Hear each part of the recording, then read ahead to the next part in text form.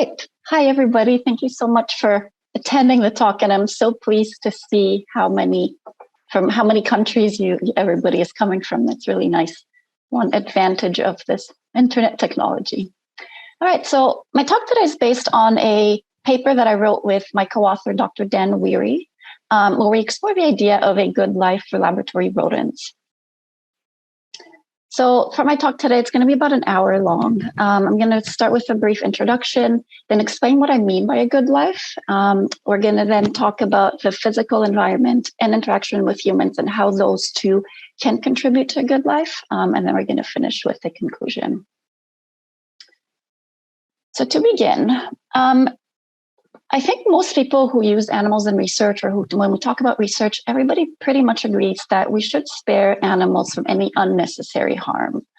What that means in practice is that the animals shouldn't go hungry, they shouldn't be thirsty, they should be free of communicable diseases, and they should be provided pain relief when that is appropriate. There's also more and more emphasis on giving animals some kind of environmental enrichment, but the reality is that this is only given in instances where this enrichment is perceived to be both practical and not to interfere with study aims. So sometimes there is no research saying that it isn't, but because there are fears around that, it is not given. Is this an acceptable standard of care? Dan and I, Dr. Weir and I argue that it is not, that it is now time to work towards a higher standard of care for lab animals, and that providing these animals with a good life isn't just a duty, but it should also be a prerequisite for their use. So instead of designing your research project and then kind of adding in some good things for the animals as you can, we should go the other way around, where you design your care of the animals and then you design your project around that. So the aims and the scope of my talk today, the main aim is to illustrate with a lot of examples how we can provide a good life for laboratory rats and mice specifically. And I want to say at the outset that I recognize that many research procedures are clearly incompatible with a good life. So for example, when you're causing your animals long-term harm, these can absolutely preclude the ability for these animals to have a good life. But the aim today is to describe what I consider to be the minimum day-to-day living conditions that should be met at the outset when using rodents in research. So what is a good life? Let's kind of set the common ground so we all know what I'm talking about. I think many of you are familiar with a definition of animal welfare. It's said to be kind of lying at the intersection of three spheres, which are affective state, so how the animal is feeling, biological functioning, how the animal is health-wise, biologically, and natural behaviors, so the ability to perform motivated behaviors. I think most agree that having good welfare is somewhere in the balance of these three spheres. But when I talk about a good life, I am talking beyond these three domains of animal welfare. And there's different researchers, philosophers who have argued different definitions of what a good life is. So I'm going to overview a few that I think are quite good. The first one is philosopher Martha Nussbaum, where she says that every individual has dignity, that every individual must be allowed to flourish as the kind of thing that it is. So if you're a mouse, you should be allowed to be a mouse and live as a mouse. If you're a dog, you should be allowed to live as a dog.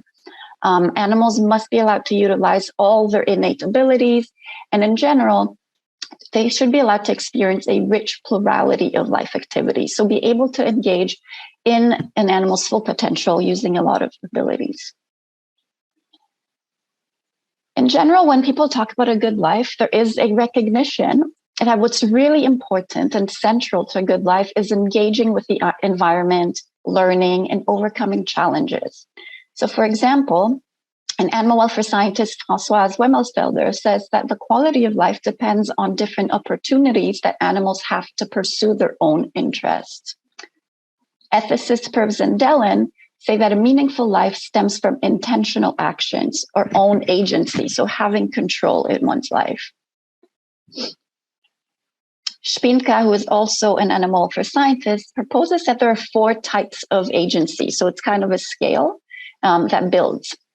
The first one, the lowest type of agency that you can have, is this passive reactive agency, where you're basically just doing a direct reaction to an external stimulus. So for example, if you're a mouse, somebody reaches into the cage to grab you and you retreat to hide. That is this passive reactive agency. That is kind of the main type that we're currently providing animals. The next one up on the scale is action-driven agency, where this is you're using active behavior to achieve an outcome.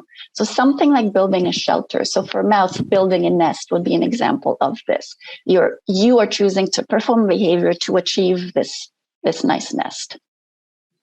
The next level up is competence building agency, and this involves active skill building, learning things for future use. So here, for example, is exploration, where you're going to actively go explore, learn about your environment that you can later use to find resources. It is also playing, for example, where animals will engage in play in order to build some skills. Now, the final tier is this aspirational agency, which is the pursuit of planned and reflected goals. So this is kind of reflecting on what you've learned, how you can improve in the future, etc.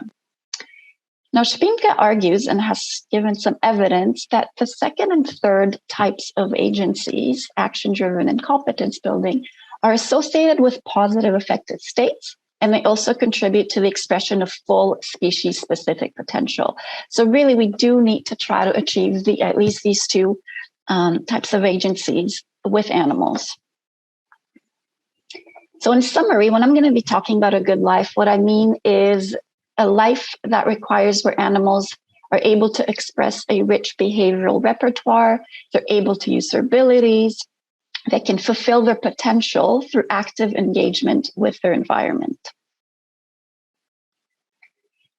So here's a quick roadmap to a good life that we outline this in the paper. I'm going to break down this talk into two basic sections, which are the physical environment and interactions with humans, as I've said at the beginning. And what I'm going to do in each section is walk you through some of the more immediate basic things that you can start doing tomorrow, through some of the intermediate steps, and eventually what the goal is to have a good life. So let's start with the physical environment. The reason I'm interested in the physical environment for these lab animals is that it's the most pervasive element of their lives. They're basically spending their entire life within the confines of their cage. And so the shape, the size, the features of this cage become, they set the limits of the animal's experiences in life. We know that cage design, so basically your shoebox standard cage that everybody uses around the world, has changed very little since the 1900s. Back in the day, it was basically built just for ease of handling and cleaning, not based on any scientific research, and we continue to use it today. And so really, we need to be looking at some science-based evidence for rodent behavioral needs and welfare in order to update the standards that we're still using today. So what can you do in the physical environment immediately? Talking about a standard cage, so we're still within this shoebox cage. There are basically two main features to that. There's bedding and there's a shelter. The function of bedding is to absorb moisture, and it also has to be comfortable for the animals to live on. They're in contact with it basically their entire life. And the function of a shelter is to protect the animals from light, from cold, and from perceived threats. In North America especially, but in Europe as well, corncob is very popular. The reason for it, and some good feature of it, is that it is the most absorbent material, and it's also associated with the lowest ammonia levels, which is good because ammonia can be irritating for the animals. However, the list of cons is also long. So for animals that are living on corncob bedding, it's been shown that this bedding is associated with acetic acid and sulfur dioxide, which are respiratory irritants. Mice who sleep and live on corncob bedding, rats that are housed on corncob bedding have shown that they have disturbed sleep. In mice that live on corncob bedding have estrogen disruption, which leads to more aggression. And more importantly, corncob is really disliked by rodents, probably because it's a very hard surface to be on. So if you look at preference tests, mice and rats both always avoid corncob bedding. And in one study, they even showed that rats were housed on aspen chip, was just sleeping straight on the bedding, whereas rats that were housed on corncob bedding would push the bedding away and decide to sleep just on the cage floor. So if we look at research into other types of bedding than corncob, if we look at preferences of the animals, both rats and mice seem to prefer filter paper over wood chip over sawdust. If we look at some health outcomes, so in terms of lung pathology and sneezing associated with different kinds of beddings, research has shown that loose pulp, which is a type of paper bedding, is better than wood chip. So what we have here is kind of, if you look at this filter paper, loose pulp, they're both paper-based beddings. And so what we find is these paper-based beddings seem to be associated with fewest deleterious health effects, and also they're preferred by rodents. So there's many different types of paper beddings. You have Carefresh, you have Ultra Dry. The con of these paper-based bedding is it has a lower absorbency than corncob, for example. And I did put an asterisk here because some newest research is showing that some of the new cellulose products actually are quite very absorbent, perhaps even more so than corncob. But assuming that they're only moderately absorbent, what can we do to kind of combat that? One of the solutions is to increase cage changing frequency. I don't recommend that. It is costly, but also it is disruptive to the animals. And another solution would be to provide deeper bedding. Here's an example of a study that looked at the effects of housing mice on deeper bedding. So they had 3 treatments. So one had 0.5 liters bedding, one had 1.5, and the next one had 6 liters.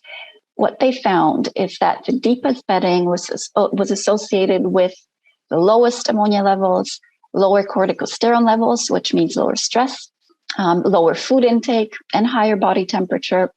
And it was also strongly preferred by mice.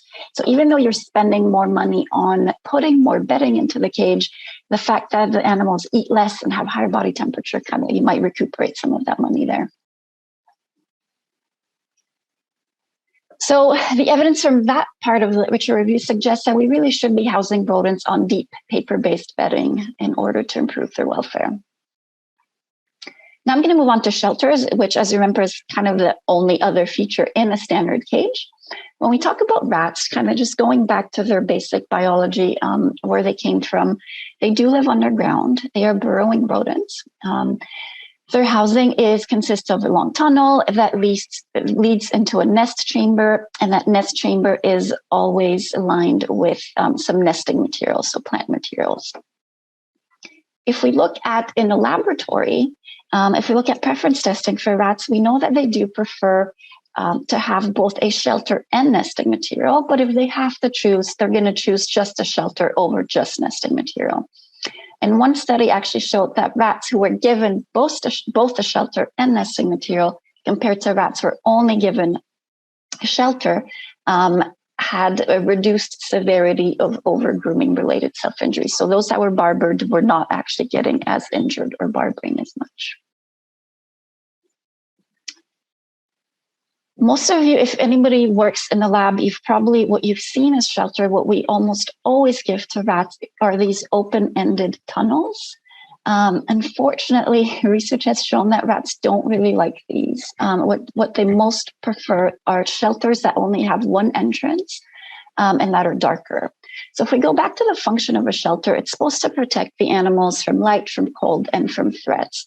And really, if you look at this open-ended, opaque, darker boxes, they're really good at doing that. The one entrance means that they can guard the entrance and kind of feel safe in the back. It's also bigger, will fit several rats at once, which means they can cuddle, have better heat insulation. And if you look at those open-ended tunnels, they're not as good at doing that. The light comes in from both ends.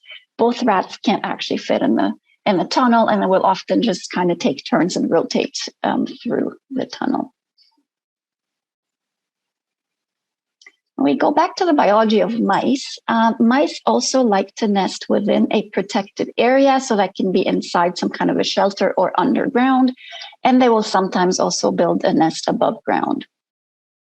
In a laboratory, in terms of preference testing, same as rats, there's evidence that mice prefer to have both a structural hut and nesting material.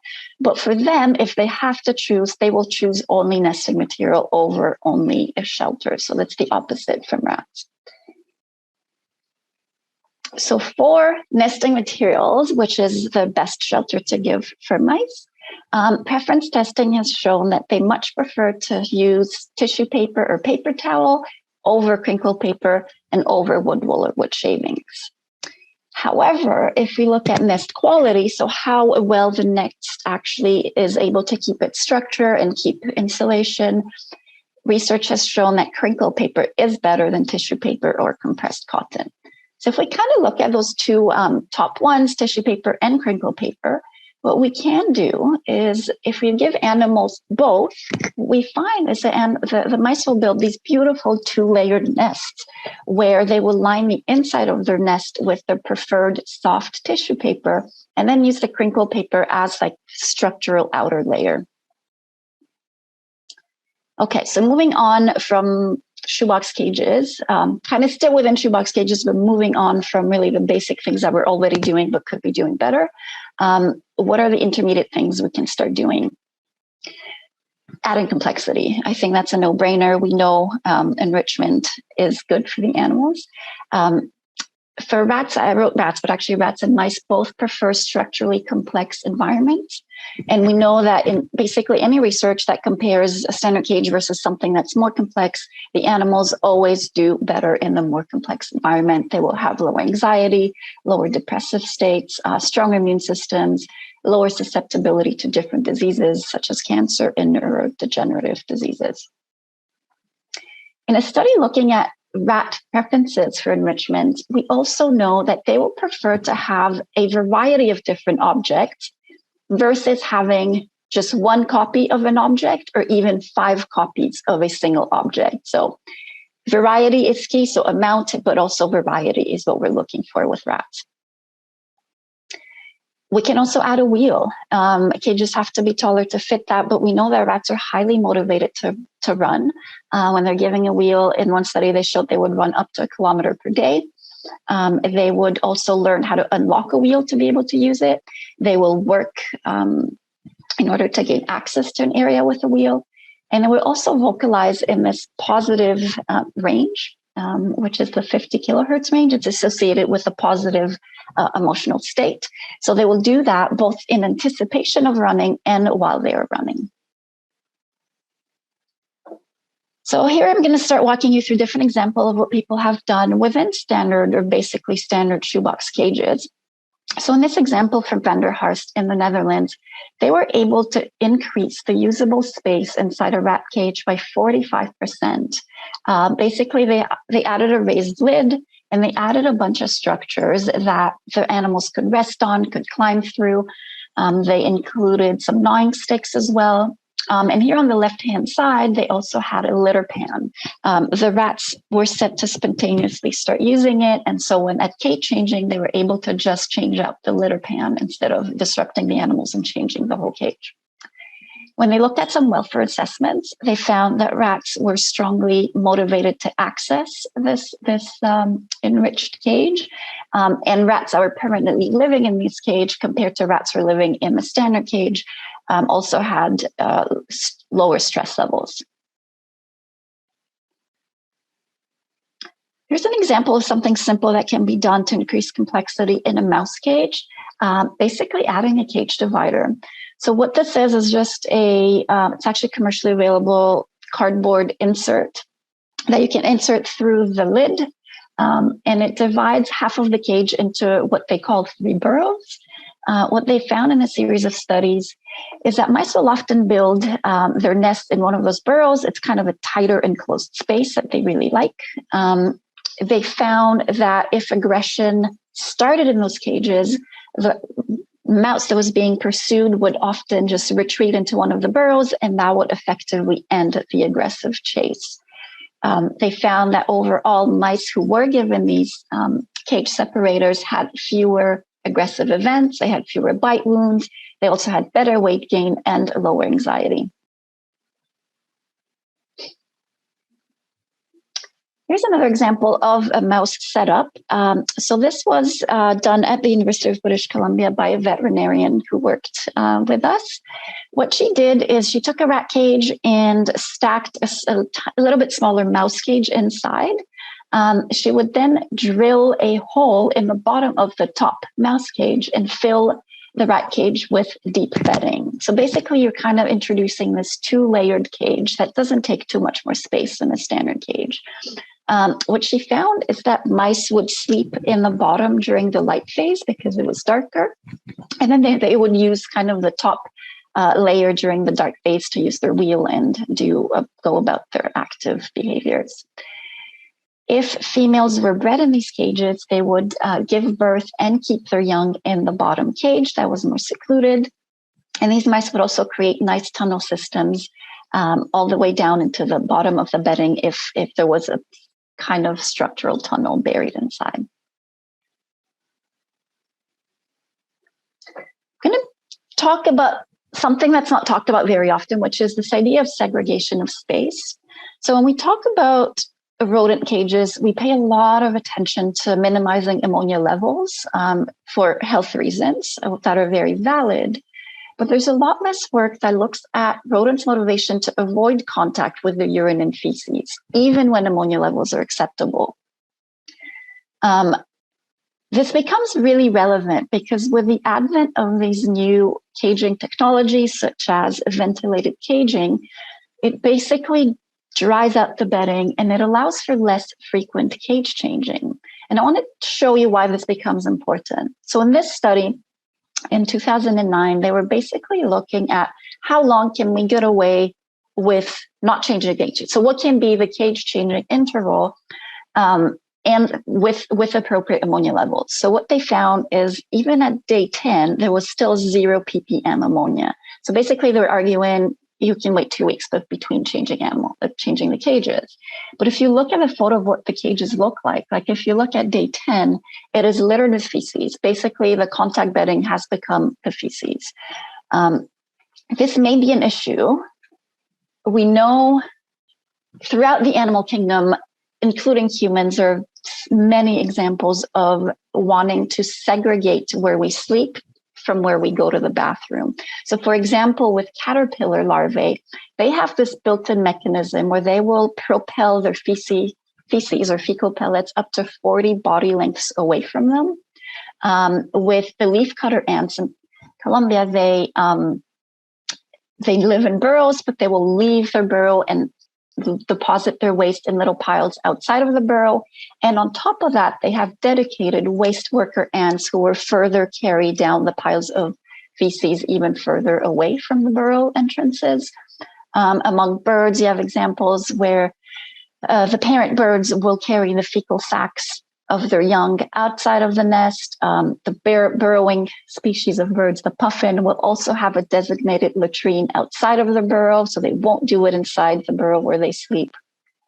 Multiple examples of separate nesting and sleeping sites in a variety of mammals and also a variety of rodents. But when we talk about rats and mice in a laboratory, they have no choice but to perform all their activities within a single small open space. So I did a study where we wanted to investigate where mice would choose to nest and eliminate in a standard cage versus a complex system that facilitated spatial segregation. So in this study, we used cages from animal care systems that are they're still very small, but they're shaped like a pie because it just goes around this circular cage rack, like pieces of pie. So in the standard cage, mice were given nesting material, food, and water. And in the complex system, we used 3 of these cages that were connected by tunnel. So that's how we chose the system, because it makes available these tunnels that you can buy that will connect 3 cages.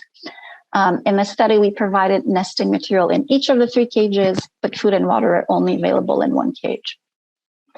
So what we found is that in both systems, so both the standard cage and the triple cage, urine and the nest were found in a separate location 98% of the time. So absolutely, mice are attempting to segregate where they sleep and where they eliminate. However, what this meant in the standard cage is that the urine and the nest were in separate corners of the cage, whereas in the complex system, the urine and the nest were always in separate cages. So they would place a much larger distance between where they slept and where they went to the bathroom when they had the opportunity. Also want to show you or draw your attention to the fact that the urine spot was almost always, so 98% of the time, it was by the water. That's where they chose to put the latrine. What we also found is that the standard cage seems to prevent the separation of feces. So in the standard cage, feces were uniformly distributed throughout the cage, whereas in the complex system, the feces were really almost uniquely found in the latrine cage where the water was and where the urine was. So what we think was happening is that within standard cages, as the mice go about and move around, there's this mixing of bedding. There's no way to keep that separated, as opposed to urine that kind of is more, it's wet and sticky, so that can stay in one spot. So when we're talking about improving welfare and giving a better life to these animals, I think we should use cage designs that can promote the segregation of space. We know from research that mice and rats both seem to prefer to eliminate near their food and water. So what we can do, for example, in a standard cage, you can add a litter pan that you can bed with something that is very absorbent, like corn cob bedding. You put that near the food and water, and then the rest of the cage can be bedded with something that is comfortable to sleep on.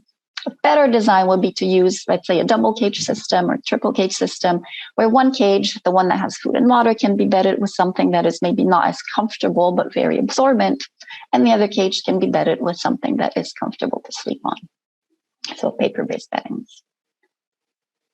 So now let's move on to goal. So what can actually give a good life? These previous examples are stuff that we can do kind of immediately to improve conditions, but still come short of a good life. So what we're striving for is more naturalistic conditions for animals. What I'm going to describe now is a study that I did for my PhD a few years ago, where I housed rats inside semi-naturalistic cages in a lab. I used one of the most common pet rat cages that had several levels, and the bottom of the cage was filled with burrowing substrate, so the animals could also burrow, since we know rats are burrowing rodents. I also had a standard condition, which was just your conventional standard cage with 2 rats in a tunnel.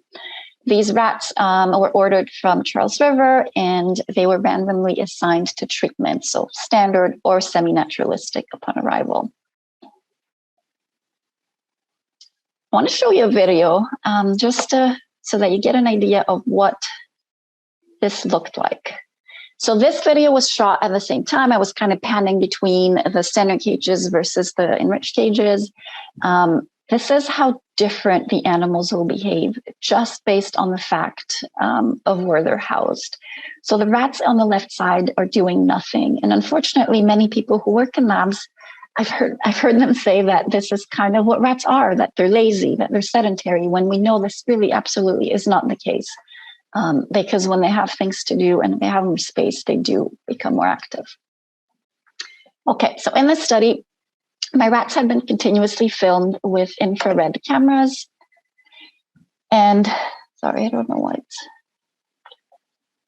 With infrared cameras, and then I scored 3 behaviors that appeared to be really frequent in these large cages, and yet were not even possible in the standard cages. These behaviors were burrowing, climbing, and upright standing. The reason I'm bringing up upright standing is that in a standard cage,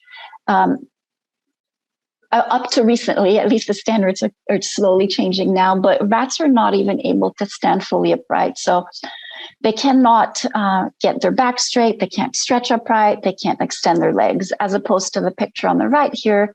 When I'm talking about upright standing, I'm talking about fully stretched back and also the back legs fully extended. So I scored these 3 behaviors when the rats were 3, 8, and 13 months old to look at differences during development. So what we found for burrowing, I'm going to start off with a video just so that you can see what that looked like. I should say that the burrowing substrate there was like a plexiglass that was lining that to hold it in. In this case, we're lucky because the rat was burrowing just behind the plexiglass. So we get to see what that looked like inside the tunnel. And spoiler alert, the rats did burrow a lot.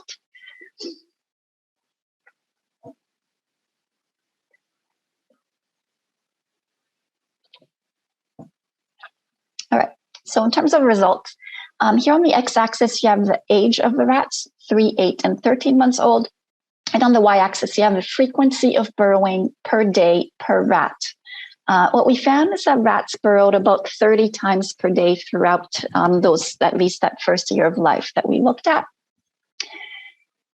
And this fact that they burrowed at a constant rate as they grew up is suggesting that burrowing is a particularly important behavior for rats. And here's why I say this. We know that as different individuals, including humans, get older, we become less active with age. So when we're young, we're super bouncy off the walls, running around, just have so much energy, constantly moving. And then as we get older, we will trade some of those less important behaviors for rest. Whereas things that are quite important, we're going to continue to do at the same rate. So here, the fact that rats did become less active with age, and yet they continue to burrow at the same rate suggests that it is something that they weren't willing to trade, that there was something that they found particularly important and wanting to continue to do. I also wanted to say that they actually did use the burrows every night when the light was on. They would go down there and that's where they slept. We also found evidence that burrowing was something that the rats really enjoyed doing. So it seemed to have a function beyond just having a burrow. It seemed that the actual building of the burrow was something they really enjoyed. And I say that because, as you saw, so there were 5 rats in the cage. Every one of them burrowed about 30 times per day. So the tunnels were always still there. They didn't collapse. So even though they had tunnels, they would still go and like make a new one. So destroy this one, make a new one. And their demeanor while they were burrowing was suggestive that they were excited. So they were doing a lot of bounding and kind of this twirling behavior that we know indicates excitement in rats. And then moving on to climbing. Again, I'm going to start by showing you a video. What we found is that rats will be climbing sometimes to get from one place to the cage, in the cage to the other. Sometimes it seemed to be just for the sake of it, like to explore.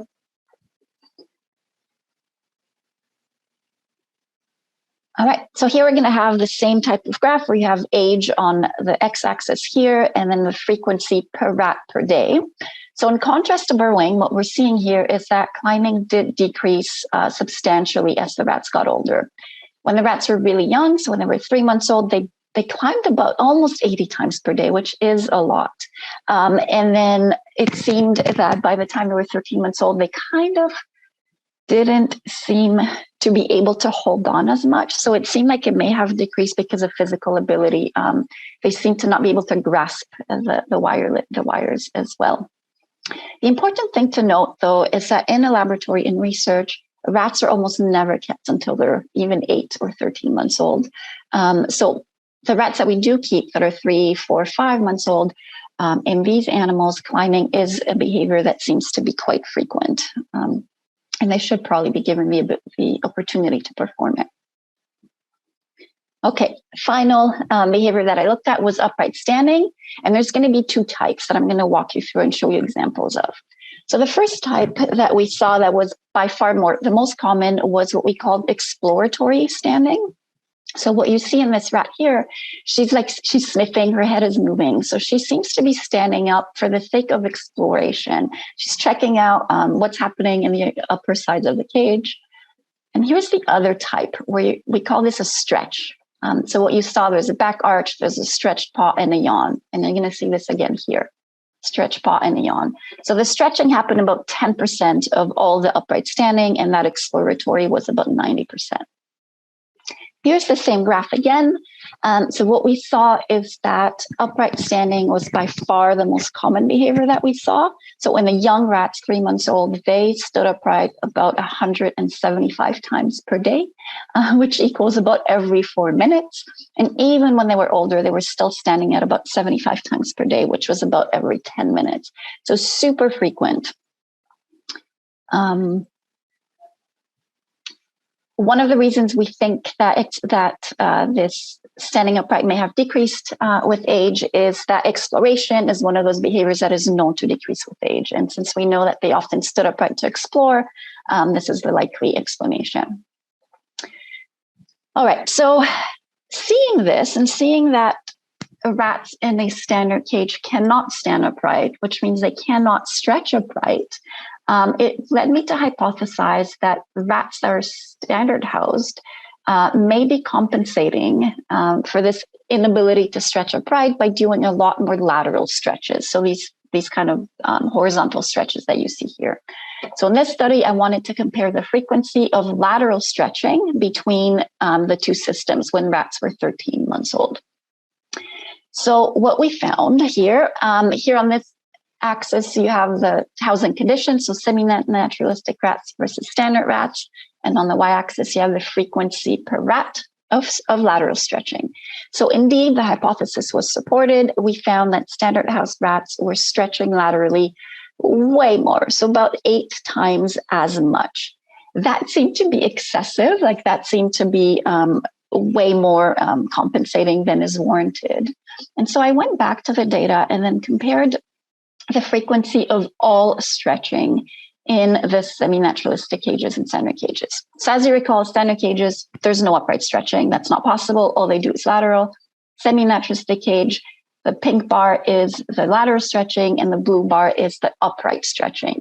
So even when you look at all of the stretching happening in semi-naturalistic cages, that's still about 1/3 of the amount of the standard cage.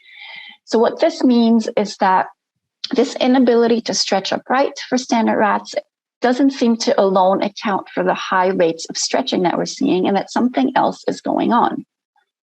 If you then look at the literature on stretching and why we do it, it's said to be a corrective response to stiffness that is caused by positional stress or immobility. So the implication here is that low mobility in standard cages may be leading to stiffness and positional stress, which rats attempt to alleviate through frequent stretching. So not just the inability to stretch and stand upright, but also the fact that they can't really move, burrow, climb, or do anything else. So here's another example of caging that was done in the UK. So these guys used ferret cages, and they would use 2 systems that were connected by a tunnel. They outfitted these cages with a bunch of rat-friendly things, such as a lot of nest boxes, nesting materials, hiding tubes, etc. What they found is, first of all, they housed about 20 to 30 rats per double unit. And they found that these rats that were housed in these systems were a lot calmer, they're easier to handle, and they didn't startle as easily. So normally when you enter a rat room and if there's a clang, they will all kind of freeze. In this case, they would not do that anymore.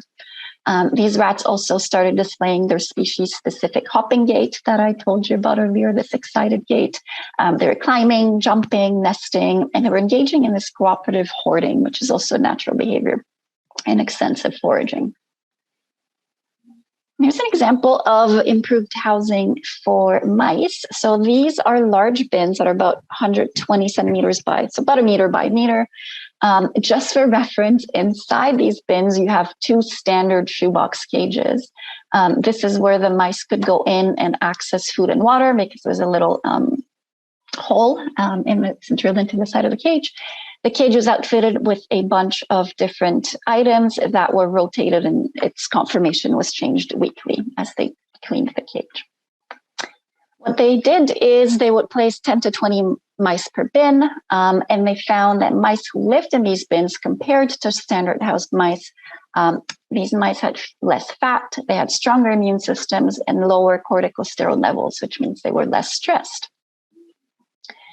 These guys were actually cancer researchers, and what they found is that when they injected cancer cells into these mice, they found that these mice living in these large bins had a longer latency to develop tumors, and they also developed smaller tumors.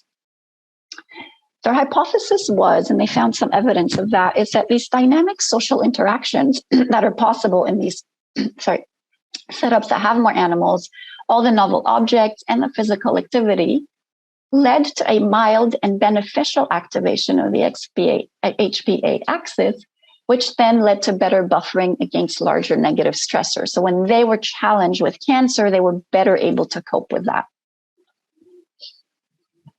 All right, so I walked through a few examples of what ideally we should be doing for these lab rodents. The reality is it's not going to happen from like tomorrow. It was very expensive and labor intensive to retrofit an entire lab. I mean, this is where we should be going. But in the meantime, what can we do tomorrow is something called playpens. So the idea behind here is that rats live in standard cages, but they do have regular access to a more specific, a species-specific area.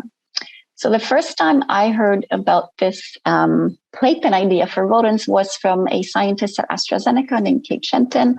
So she worked at AstraZeneca and found that this facility, they had a bunch of cages for rabbits that were sitting empty. They didn't have any rabbits at the time. And she decided to retrofit them and fill these cages with a bunch of rat-friendly items and see what happened. So video is going to be playing. What she did is, so these were rats that were on telemetry studies, and on their off days, she would place a few groups inside this retrofitted rabbit cage. And so these rats are pair housed, but they would go into this playpen in groups of 8 to 12. She would do this 3 times per week and started off with about a half an hour a day, and then eventually found that it was great. There was no problems, and would leave the rats in there for several hours a day. She also observed that the rats were calmer and more confident and more interactive with her when they were handled. What I want to draw your attention to in this video is that everything in this playpen is stuff that is already at the facility. So it costs nothing to do this. Just using empty cages, extra nesting material, paper towel rolls that are empty glove boxes, etc. And here's another example of a mouse playpen. Whenever I talked about rat playpens to people, I'd always get the question, what about mice? Do mice like playpens too? So myself and a PhD student at UBC, Anna Ratuski, did a study looking at mouse playpens. So what we used is, to make the playpen were 2 rat cages that were connected by tunnel. And then we'd bring the mouse standard home cage and connected with a tunnel, and the mice had the choice to enter the playpen willingly. So this is what it looked like. One side of the playpen contained a bunch of climbable structures and had a running wheel, so just things to play with, climb and run through. And then the other side of the playpen had burrowing substrate, so the animals could burrow. And we used 2 different substrates. One of them was soil and the other one was coconut fiber. Both of these materials were autoclaved when we brought them into the facility, and so they were super clean, nothing grew in it, and it was pretty safe. So in this study, what we did, we wanted to see whether mice showed evidence that they found the playpens rewarding, and this was something that they wanted to do. So we used anticipatory behavior, which is a test of how excited they get, to measure whether access to playpen is rewarding. So the way anticipatory behavior works is that you train the animals to associate a sound cue with transfer to the treatment cage. And then you actually wait about a minute between when the cue is delivered and the transfer to the treatment. And during this 1 minute is when you look at anticipatory behavior. I'm going to draw your attention to, for those who have cats and dogs, to think about anticipatory behavior is, for example, if you have a dog and always before the walk, you kind of grab the leash and that signals to your dog, oh, that means we're going for a walk. And at that point, the dog will get up and will start stretching and kind of doing circles around you and just getting really antsy and moving a lot. So that period between the signal of you grabbed your leash and actually going outside, you have this kind of period of increased activity. And that is anticipatory behavior. And we can measure that in animals by looking at the frequency of different behavioral elements that they perform. So here's a video of what that looked like in the mice. So we had our control mice that were placed, just want to draw attention, that finger, that is the sound cue, it made a sound. So the control mice would be placed on the table, they would wait a minute, and then they'd go back on the cage rack. The other mice would wait a minute and then go into the playpen. So you can see kind of right away the difference in behavior. So these mice that were going to go to the playpen, when they heard that signal, they started moving a lot and going about and kind of getting excited, whereas the control mice where the cue didn't really mean anything. They were just going to get back to the cage rack, didn't really increase their behavior. So here are the results. So what you're looking at here, we had 3 different strains of mice in each cage. You have BALB, C57s, and DBAs. That's what we're looking here at on the x-axis. And the y-axis shows you how many behaviors per minute each mouse did. And this is a change from baseline. So what we saw is that as the animals learned to associate the cue with playpen or the cue with nothing. So in the control mice, their change from baseline didn't really change. There was no difference. Whereas in the playpen mice, they did increase their behavior substantially. So that shows us that, yes, going into the playpen is something they find rewarding and they're excited about. So I want to bring a word of caution here because, again, when we talk about playpens, it's a really cool idea, but it can be labor intensive. And so I've talked to facilities that will have, for example, 60,000 cages in their facility. And so they can't logically or easily transfer mice, like keep rotating them like for half an hour or an hour each day. It's just too much labor. And so what people started doing is putting these animals in these playpens for a few days at a time or a week at a time. I want to caution you against that because I think if this stops being something that is kind of happens every day or every few days for a period of time, it goes from being something temporary to being permanent housing for a while, and that then this is taken away. That's probably problematic. There are research studies showing that removing enrichment from animals is actually a new model of inducing helplessness, and HPA axis dysregulation leads to overeating and other issues. So kind of we need to think about this carefully. And then this may be probably suited for smaller facilities that can rotate these animals daily and not let them live in there and then take it away for a few weeks at a time. All right, and now the sky is the limit. I'm going to move into some more naturalistic kind of outdoor or whole room housing, which I think is where we should be going if we're really going to be considering a good life for animals. So here's an example from Timothy Jones, who worked in the UK at the Defense Science and Technology Lab. These guys set up a whole rat room, and he told me that they also had some burrowing substrate. It wasn't there at the beginning, but as soon as they added it, that is kind of all that the rats wanted to do. And again, they just spent all their time burrowing and jumping in and out. It seemed to be something really exciting. In that room, they had a litter box in the corner, and they said that the rats continuously used that. And so they would basically have to change that every once in a while, but not really have to clean the rest of the room. And here's an example from Dr. Koenig from the University of Zurich. She, back in 2002, I believe, captured 12 house mice and placed them in this former barn that she outfitted with nest boxes, straw, nesting material, and commercial rodent diet and water. The thing about this barn is that it was absolutely open to emigration and immigration because there were little holes in the walls and by the roof, which means that the mice were free to come and go, but the predators could not come in. She found that even though she started with this group of 12 mice, there are now about 200 to 300 mice that live there voluntarily at any one time. She will implant these mice with RFID tags in order to monitor their coming and going from the nest box. And she uses this setup for many years now to study social behavior, reproductive behavioral, maternal, and sickness behavior in mice. And just a note that people often ask, but how do you catch the animals to implant them or whatever you need to do? In her case, when she would enter the barn, the mice would naturally retreat into their boxes. And so at that point, she would place just a little jar at the entrance of the box, once she left, they would naturally come out into the jar, and that's how she would catch them. So this is a cool example, but obviously the ability to leave a study site is not always advised. So if you're using genetically modified animals, you can't allow these animals to reproduce with the natural population. Also, if you have animals who are physically or physiologically compromised, you don't want to be letting them out into the world where they can't really fend for themselves or defend themselves properly. So here is another example. This one is from Dr. Graham at Princeton University. She uses outdoor enclosures. So in her setup, it's a circular enclosure with wedge-shaped pens.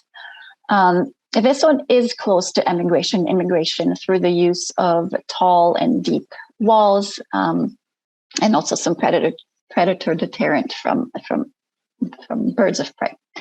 So in this setup, the mice can burrow in the soil, they can eat the vegetation. They are also given a straw-filled shed, water, and rodent chow. And this researcher is an immunologist, and she found that these dirty mice actually make much better models for immunology than traditional lab mice.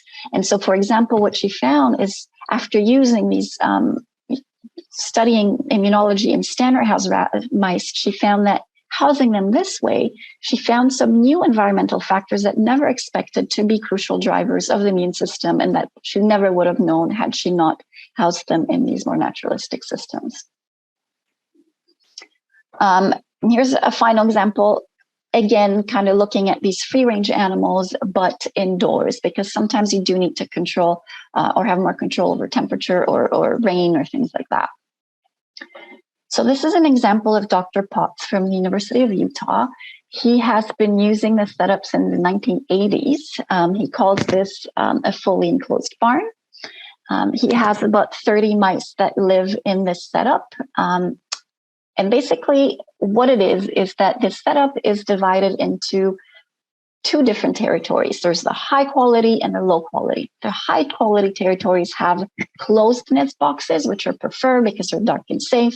And the low quality have open nest boxes. So mice that live in this barn will have to compete for territories. And those who are more successful will gain more mates and also produce more offspring.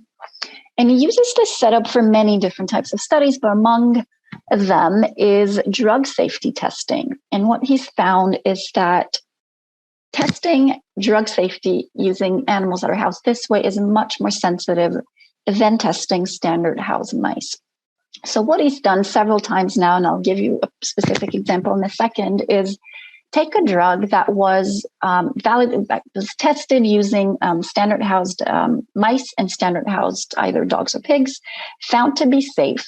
They didn't find really any effect, went into the human population, and then had to be pulled from the market because of unacceptable side effects. So you would take these drugs, and here's an example of one of them, which is Servastatin, approved for human use based on standard data, then pulled from the market. He found that mice who were given this drug and then released into this setup, they had 41% fewer offspring. They occupied 63% fewer territories and had 10% lower body mass.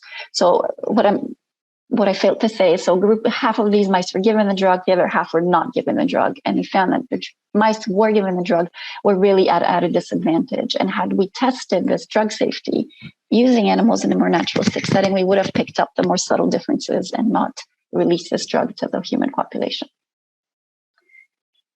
All right, so that was kind of the things that we can do for the physical environment.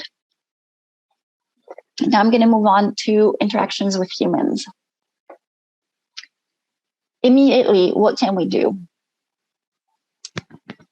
Just handling and restraint. So this is something we'll do, maybe not daily, but in every research study, we do have to handle the animals, pick them up, and do some procedures. And the way we handle them really has a profound impact on their welfare.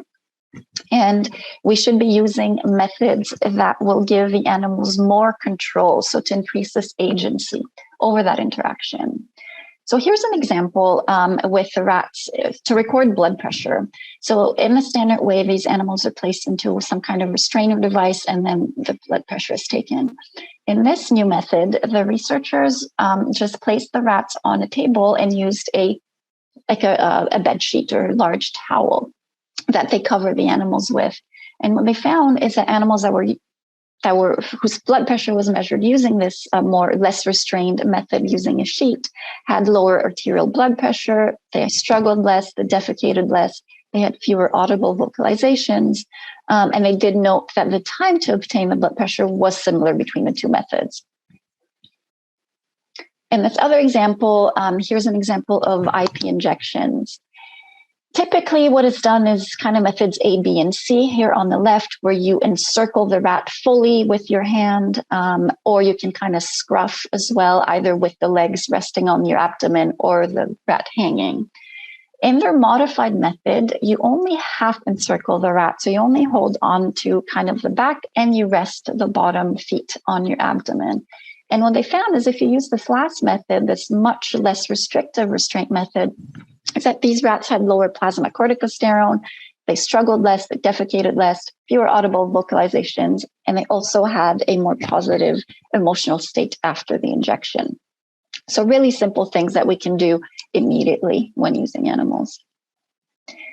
This is an example of mice. I think most of you know about this. It's super common. It's been known for years, and yet it's still not widely applied. But basically, common way of lifting a mouse is by the tail. We know that this is really bad for mice. It is very stressful. It is probably because in the wild, in mice, when they are preyed upon by birds of prey, they are caught by their tail. So this is kind of this typical prey interaction when you handle them this way. What they prefer much more is to be handled either through a tube or cupped hands.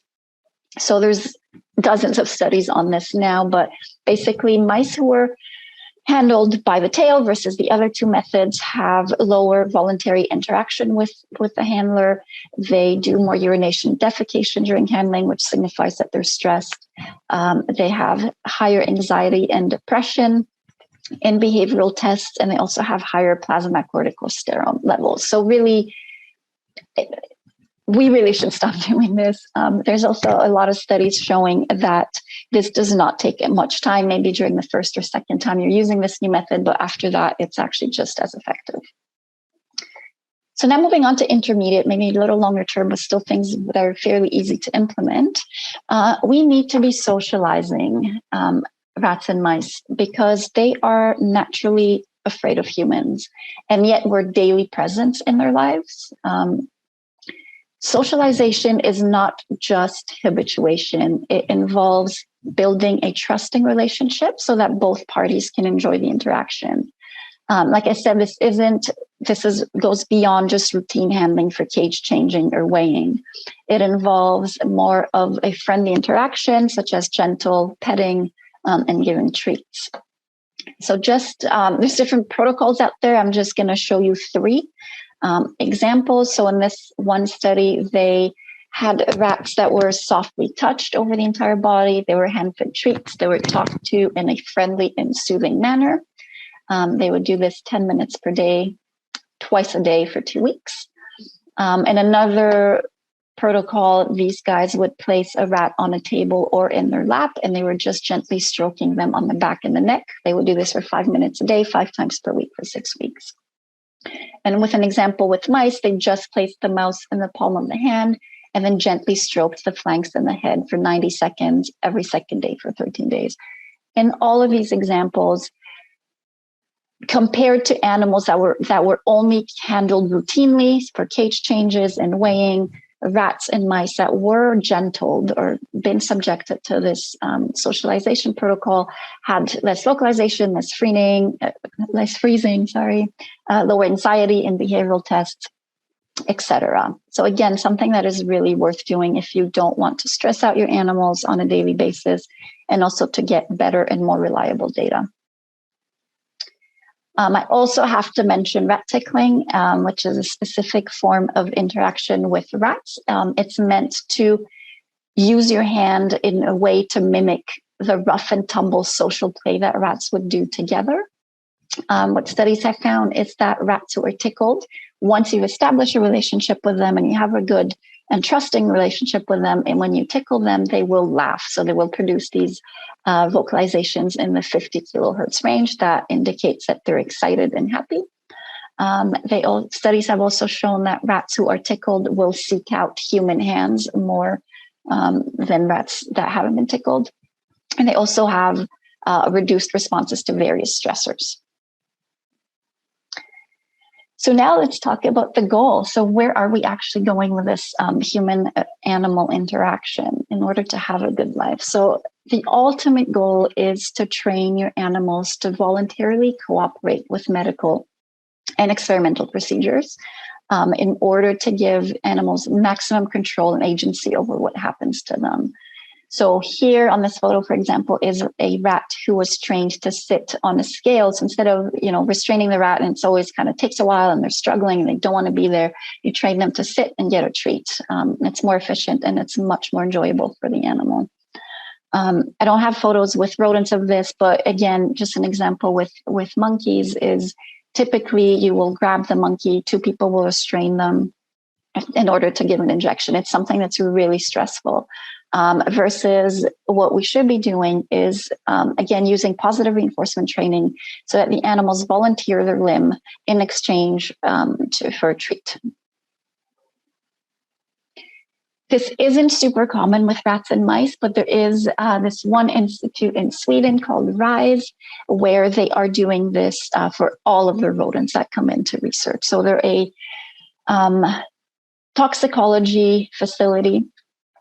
And a few years ago, they decided that they wanted all the rodents to be calm participants in the procedures that they were doing at their facility. They wrote a really nice article about their procedure in the AWI Quarterly for anybody who wants to read about that. But here are some examples of what they do. So every single rat and mouse that comes into the facility, regardless of how long they're going to stay there, whether it's a few days, few weeks, or a few months, will go through about 5 training sessions before they are used in an experiment. And each session is only about 1 to 2 minutes. So really not that much time that is put into this. And what these training sessions consist of is basically grabbing the animals and gently holding them, touching them, and getting them used to being touched in a way that they will be touched in the procedure. So on the left-hand side picture, for example, this rat will be subjected to either blood draws from the tail or something like that with injections and blood and tail handling. And so during those interactions, they will make sure to touch the tail a lot so that when you come in and you are doing this blood draw, the rat doesn't flinch and overreact. In this other example, they also do a lot of inhalation studies because they are a toxicology facility. So instead of grabbing your mouse and forcing them into this restraint that they have to stay in for a few hours to breathe something, during these training sessions, they will give these animals free access to the actual device. They place treats near where the nose has to go. So the mice and rats learn to voluntarily enter the restraint tubes. They associate it with something positive. So here's a nice quote that they wrote in that article that I told you about. So they said that handling and training rodents before a study begins can seem time consuming, but the truth is that it saves time.